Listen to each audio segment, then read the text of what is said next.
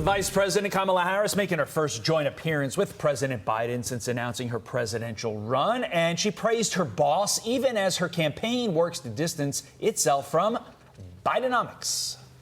Our extraordinary President Joe Biden. And he's going to speak in a minute, but there's a lot of love in this room for our president.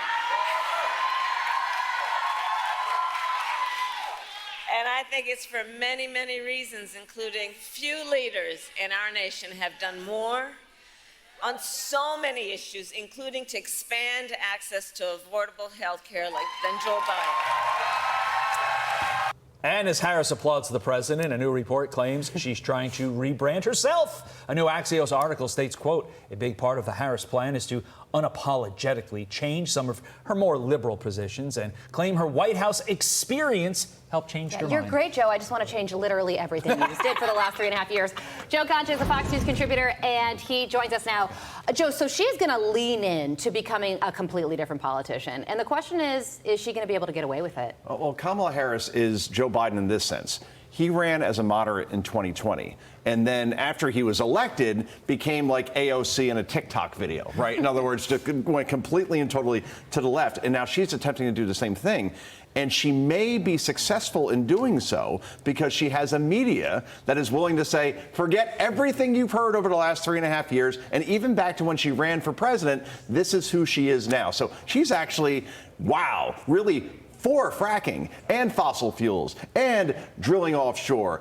Abolish ICE? No, actually, she wants to be tough on the border now. She's against sanctuary cities. She doesn't want to end the private insurance industry. And no, she never, ever wanted to give health care to illegals that are here, obviously, illegally, if I want to be repetitive here. The point is that they will reshape her into whatever she wants to because she is a chameleon, and the media is willing to do that because defeat Trump at all costs. Here's my problem with this. I think we're all allowed to change our mind. And I actually do want a leader who has the capacity to change for what is best for the country. Yeah. To me, this is not about changing one's mind. It is about one's judgment as part of an administration, the Biden-Harris administration, over the last 3.5 years, that based upon their decisions, i.e. her judgment and Joe Biden's judgment, pushed our country so far left from what she is now trying to distance herself from. Isn't this all about the judgment that she demonstrated to America for the last 3 years? This is the weather vane AI chat GPT candidate, right? So she will say whatever it takes to get elected. To your point around judgment, she doesn't care about judgment. She doesn't have any principles. She will do whatever it takes to get into the Oval Office. So at this point, what we're going to see is a debate on September 10th on ABC. And you have to hope, against hope, that David Muir, who is the moderator, will ask all these questions and do what Tim Russert. Remember what Tim Russert used to do? He would literally play a clip to a politician who reversed a position and say, why is this different now?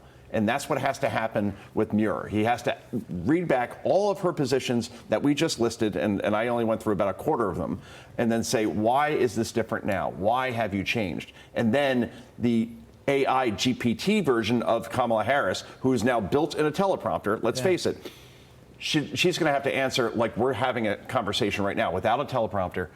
And when that's happened before, it hasn't gone well. So the debates are everything, guys. 90 million people are going to watch at this point, and we will see that judgment that you speak about, Todd, it's going to be where a big it goes. debate once again. So Donald Trump held a very lengthy press conference in Bedminster, New Jersey yesterday, second time talking to the media over the past 2 days. The Harris campaign released a video of Kamala Harris and Tim Walz having a conversation on YouTube yesterday.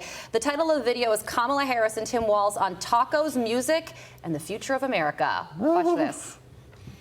I have white guy tacos and What is like that? black, Like mayonnaise and tuna? What are you doing? pretty much ground beef and cheese. That's and, okay. Do you put any flavor in it? No. Oh. Here's the deal.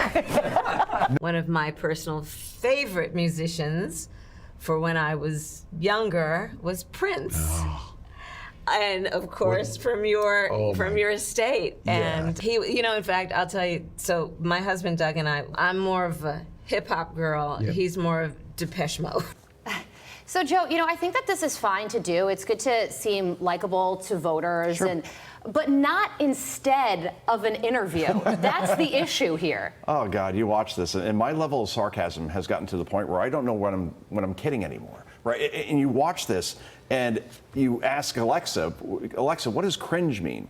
It is so phony. I don't mind a conversation like Donald Trump had with Elon Musk, where it was a genuine, authentic conversation. Two men speaking back and forth, two very powerful men, two very successful business people talking about X, Y, Z. This was so contrived, right? Kamala Harris never listened to Prince probably in her life. But of course she brings him up because, well, he's from Minnesota, therefore I can make it's all scripted and it's all so phony. And this is the whole rebrand, I guess, in the end. But to your point, Carly, we're now at what, 26 days since she's given any 26. sort of interview of substance with interview, anybody. yeah. And guess what? She's not going to do one until after Labor Day. Yeah. And early voting starts early September. Yeah, until early voting starts, right? Yeah. So that's the plan right now. Run That out is the the clock. plan. Speaking of We all know Prince, it. I think that video is what it sounds like when doves cry.